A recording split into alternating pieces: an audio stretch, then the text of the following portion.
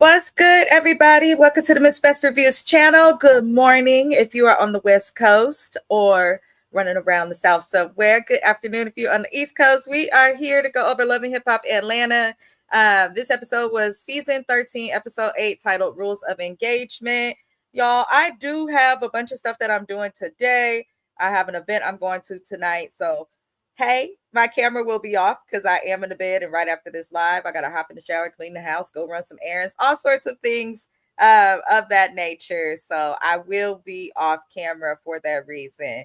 I don't have my equipment right now, but it's gonna be a great night. We're still celebrating our anniversary.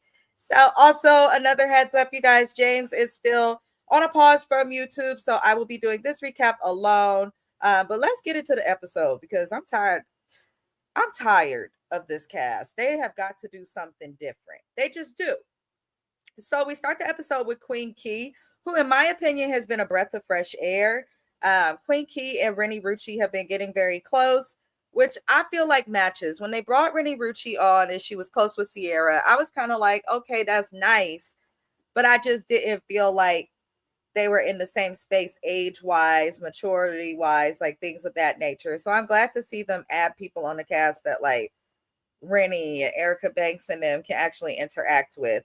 But Rennie and Queen Key are going to be together in Chicago. Queen Key does have triplets. Her triplets are going to be having a little graduation event, which is going to bring family together. So for those who are unsure, Queen Key's background, all she's told us at this moment in the show is that she was kicked out of her house at a pivotal time, and this heavily impacted her. And she's kind of nervous about seeing her family to talk, with her mom specifically about her feelings on that. So we're going to come back to it.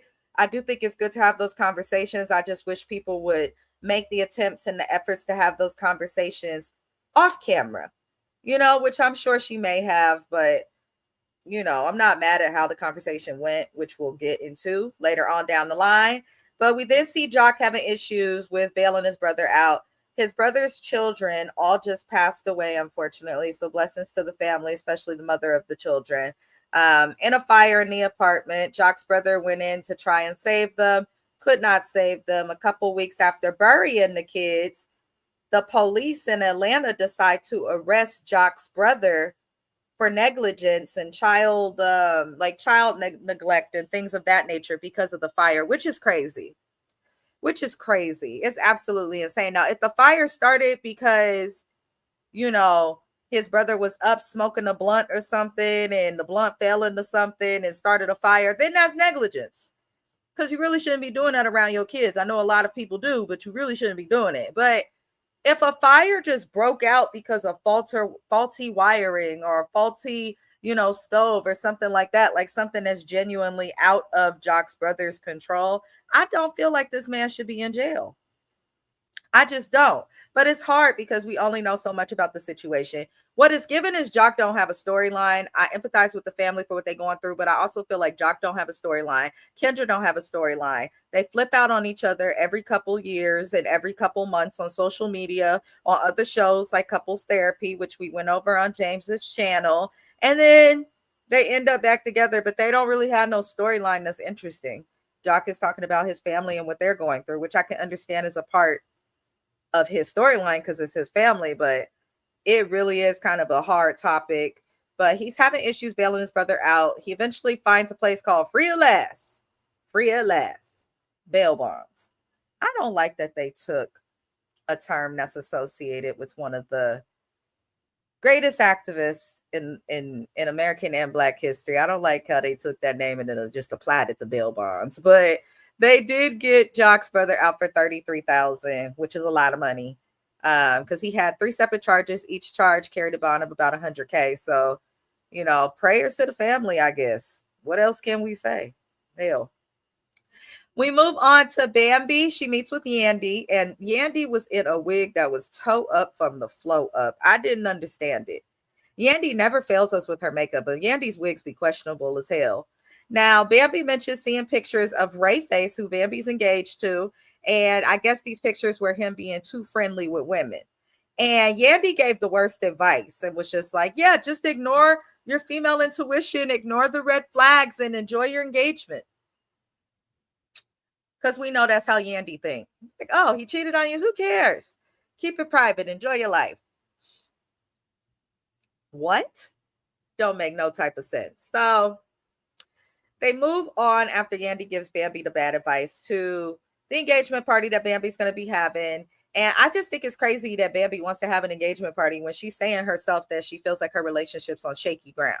If you feel like your relationship is on shaky ground, then beloved, you should not be having this party. You really should question if you need to stay engaged, because I think people forget that your engagement is the trial period to decide if you want to be married. Try all the things you would do while married to figure out if you're going to waste that time, the documentation, the paperwork, the funds, figure it out. But they move on to discuss Yandy's relationships. And apparently, according to Yandy, her and Medici's relationship is hanging on by a thread. And I don't personally feel bad for Yandy just because she has lied for many, many years about the status of her relationship. She lied about the legality of her marriage. She lied about rumors, faithfulness. She's lied about so much when all people really wanted from Yandy was the truth. But Yandy always got to go and bullshit. And now she's like, oh, I'm taking a bigger beating than Mendices. We kind of expect Mendices to act that way. But like when you out here acting like you holier than thou in the best relationship, the most legal and faithful relationship, and it's all a lie, you don't want to ever discuss your stuff, but want to be on TV for years discussing other people's stuff. Chrissy, Jim Jones, Kimbella, Jewels, like Yandy's always in somebody else's business and hasn't told us her business, and now is wondering why the heat's on her. Because you've been trying to act like Dr. Martin Luther King part 2. Yandy, when you got stuff going on like the rest of us. And it's not that I'm judging Yandy for it. I just wish she'd keep it real. Please. Because people like her who come on shows bullshitting when we want to see their life. You're on a show about love and hip hop. You don't connect to the hip hop, so you need to discuss your love life. For me, it's too little too late with Yandy. I'm not surprised by any of it. But she does mention Rashida and the issues with Kirk and them. And she just tells Bambi that she's been trying to talk to Rashida and Bambi's surprised because Rashida making it seem like Yandy's avoiding her. But it's really Rashida and Kirk that scurry off because they know they're wrong. They know they're wrong. And I don't understand why Rashida and Kirk just don't say, you know what? We were wrong to discuss this, especially after learning that some of what Rashida and Kirk shared in interviews was stuff that Yandy shared with Rashida in privacy, thinking that that was her friend. So for Rashida to turn around and talk about it publicly in interviews, making fun of Yandy like she was never a friend, like when you got friends like Rashida, you do not need enemies. She's the example of misery loves company. She'll never admit it, but that's how the bitch feel. Hell. Hi, Shayna. Welcome in. I am behind. Oh, I'm just behind, y'all. I'm off camera. I'm just a mess, y'all. I'm not gonna lie. I'm in the bed.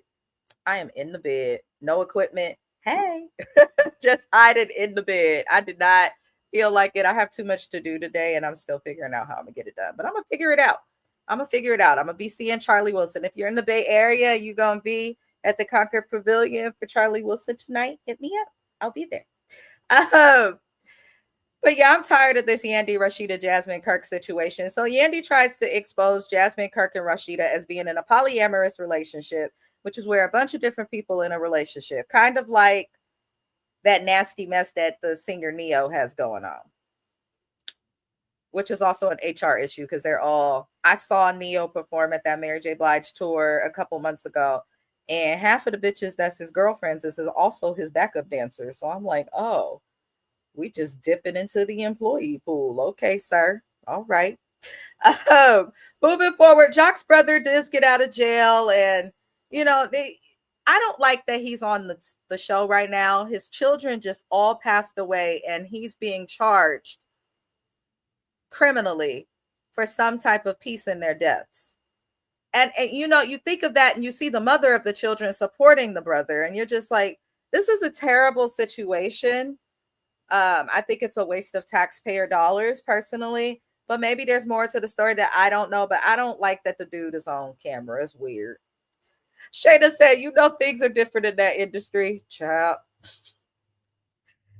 The industry is weird. The music industry specifically is strange, like super strange. My husband, like 3 years ago, has started to get put on with his music, like locally here in the Bay Area, which is pretty hard to do. And he kind of reframed it, doesn't have much interest in it. Like he still does music because he loves it. But he's like, I have no interest in coming up, getting known, becoming anything more than local. Cause I guess some of the stuff he was seeing and hearing, he said, oh hell no. So I don't know what the hell going on in the industry, but based on the Diddy trial, the way things have gone in recent times, and the situation of Love and Hip Hop and Rashida Kirk and Jasmine, I feel like everybody fucking everybody. But you know, that's the beauty of not being relevant. I cannot. Um, but I don't know. Let me know, to those watching the replay, gang, if you're here now, do y'all think that Rashida, Kirk, and Jasmine are in a polyamorous relationship? I personally don't think it's poly. I think more so Rashida and Kirk have an agreement that none of us understand. And like, I don't think Rashida fucking owns Jasmine. I just don't. I really don't. I can't say that I do. But Queen Key's kids, they have their graduation. The event was cute. We'll come back to that. And we see Jessica and the three side chicks, Jasmine, Erica, Racine, and whatever the other one's name was, get together in a park to do a strange activity. Now, the activity itself was cool. This is something I would love to do with a group of girlfriends, maybe a group of, even if I might have to go all the way to the East Coast to find Shayna. Hi, Mrs. AKA. Welcome in, Mrs. AKA. I might have to go over to the East Coast and find some people because the West Coast people, I'm tired of them. But I love the activity that they did, making waist speeds, kind of like also speaking about inner thoughts, kind of acknowledging things like that. So I did appreciate the activity, but I don't understand what's wrong with Jessica White. Why are you opening your legs and closing your eyes and having a moment with this rose? I don't know if she acts like this for the TV or if something's like really wrong with her, but I'm starting to see why Nick Cannon wasn't tripping off you too bad, Jessica. That's all I'm gonna say. She's an odd duckling. That's what I'll say about Jessica. But they discuss Yandy and Mendices because Erica Racine don't have nothing to discuss other than the strip club. Jasmine don't got nothing to discuss ever. She'd jump off. And Jessica is also one of hundreds of girlfriends of Nick Cannon. So I'm looking like y'all don't have nothing to talk about yourselves, do you? Mrs. AKA said, hi, business come to Detroit. She is selling numbers and letters. I love people from Detroit. We have a decent population of people in the Bay Area who, for whatever reason, migrated from Detroit here. When I tell you the nicest people, I love Black people from Detroit. I just do. I haven't met one that I don't like. Not one. She said, it's Jessica smelling colors, shapes, and numbers. Listen, it got weird. You got two bitches that work in the strip club looking at Jessica with the rose like, what's going on here, sis? What is going on here? Jessica's a weirdo. This sometimes, shout out to James. I wish he was here. He is healing well, though, because he always reads Jessica for filth in like the most appropriate ways. He always gets Jessica together. She just baffles me so much. I don't be knowing what to say. But Jasmine does expose that Yandy had called her asking her if Rashida put her up to the rumors that came out last season when Jasmine said that Mendices was at the bar with other women.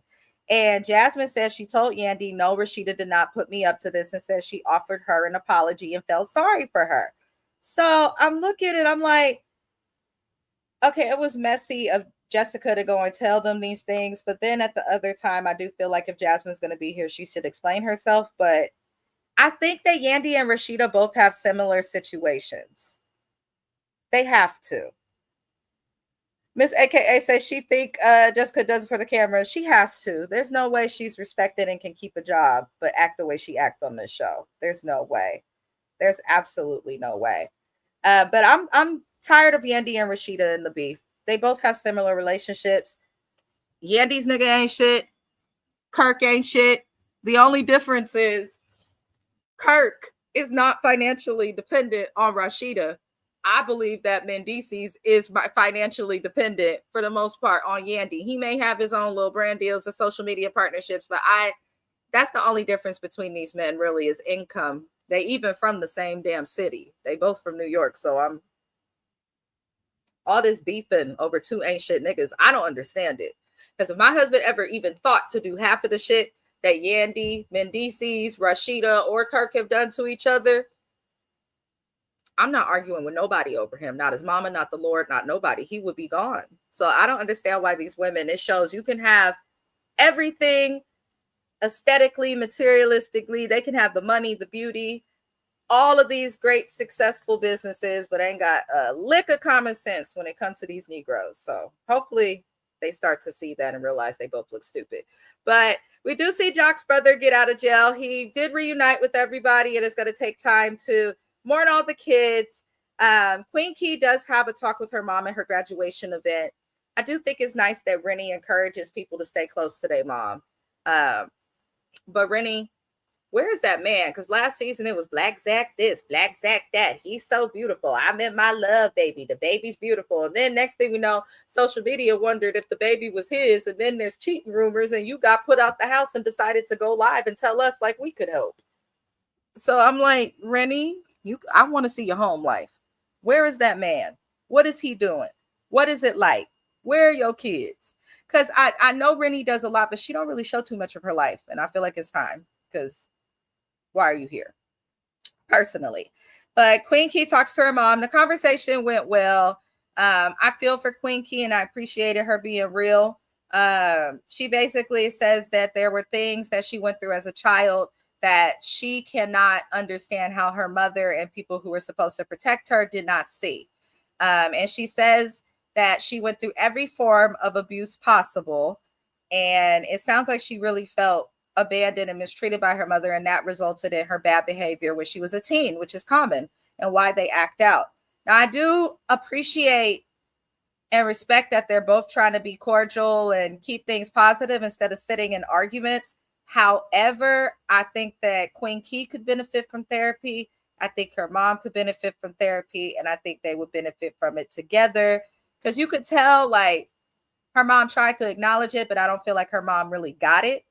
If y'all know what I mean, I don't feel like her mom, and this is common in the Black community, I just don't feel like that's something her mom even would want to talk about on TV or publicly, because especially the way I grew up, my family, they very Black, and my mom's side of the family is from Chicago. My dad's side was from New Orleans and all of those things, but we were taught like keep shit private, keep it in the household. Don't be going and telling all our business to all these people. So even therapy could become taboo. So maybe that could be why they're not doing it. But I do think they could benefit from it. Her mom did apologize in the end, but she also had that you was acting out. What the fuck you expect? And didn't, like, you're not fully taking responsibility as a parent if you don't acknowledge that her feeling a lack of protection and some sort of abandonment caused her to act out. So, yeah, I'm just like, She said, wait, what? She did what? Dude did what? Queen Key says that if you're talking about Queen Key, she says that she experienced every abuse possible that a person could experience in her childhood. It sounds like it was from family members, and she doesn't understand how her mama could not see it. She just don't get it. Miss AKA said, I feel so bad for Queen Key, but that happens so much in our community and it's not talked about. It's not. It's really unfortunate. It's very unfortunate. People go through that often. They really do. Oh, Rennie. Yeah. Rennie was on social media a couple months ago when the show was filming, outside of her house in tears on live, saying that Black Zack, who is her baby daddy, had put her out of the house in the middle of the night.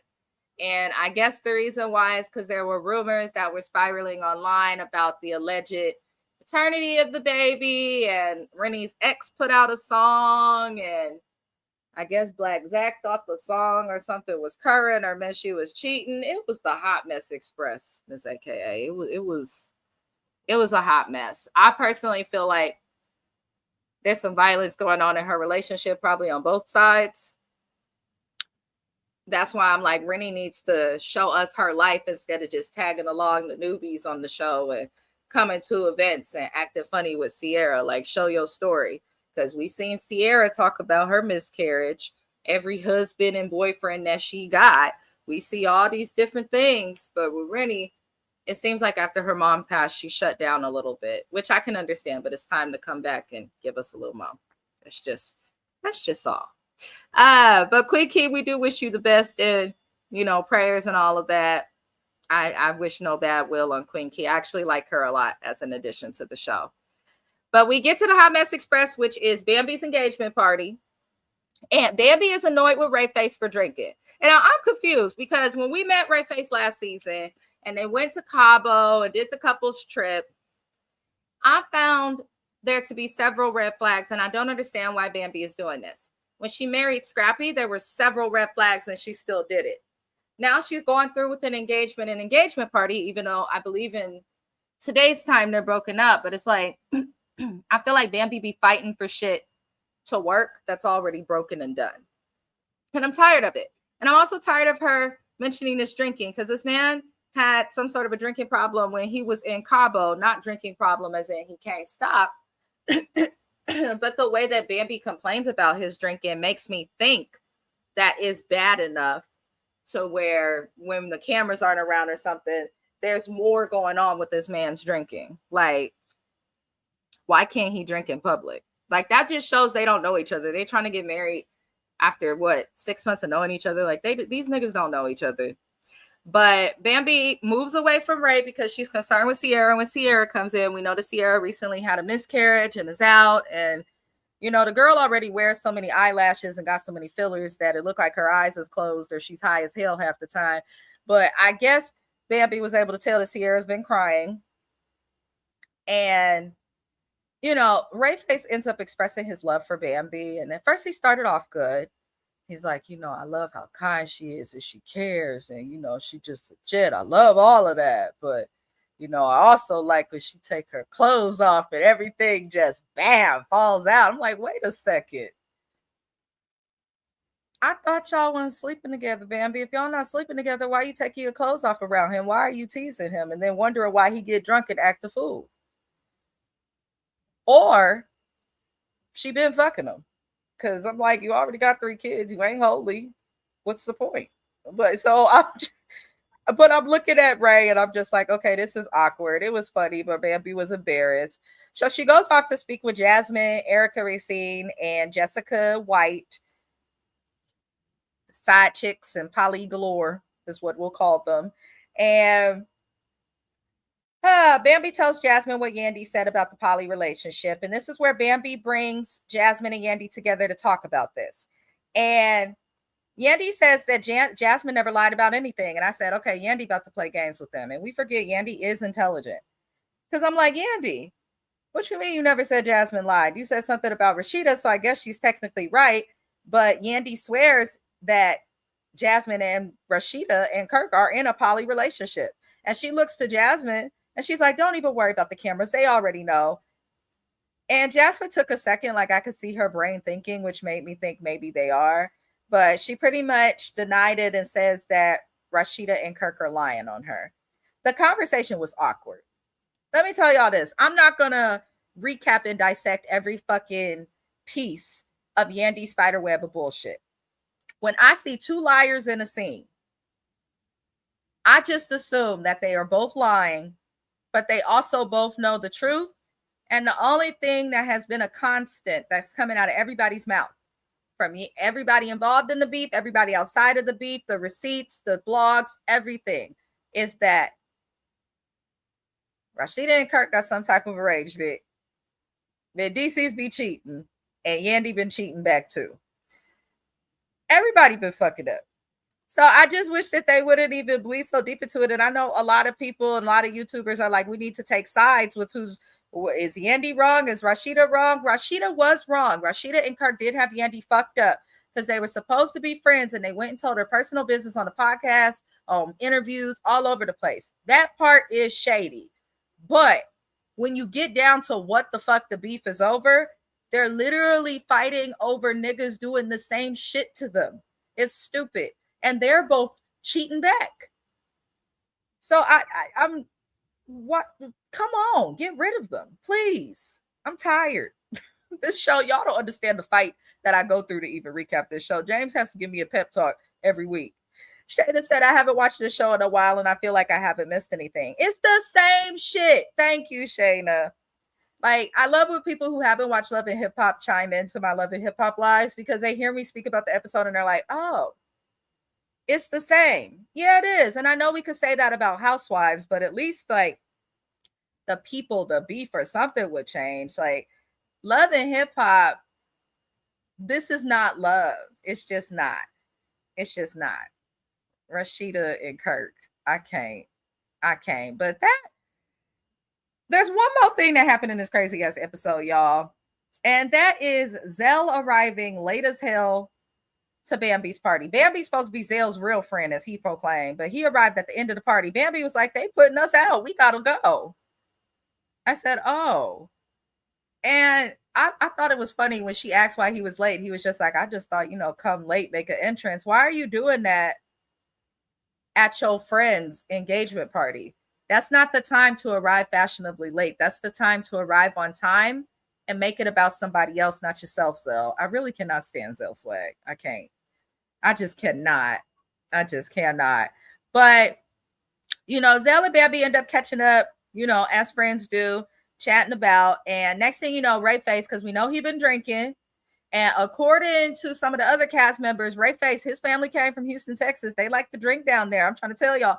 And they was lit at the event. So I'm assuming that Ray Face was already drunk because he was tripping.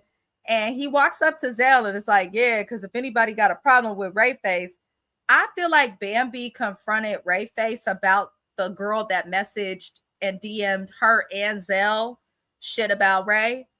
And I feel like however she painted that to him made Ray feel a way about Zell. Because drunken mind, sober thoughts, that shit ain't come out of nowhere. There's no way it came out of nowhere. That's just my personal opinion. If y'all feel differently, please let me know because I would love to know.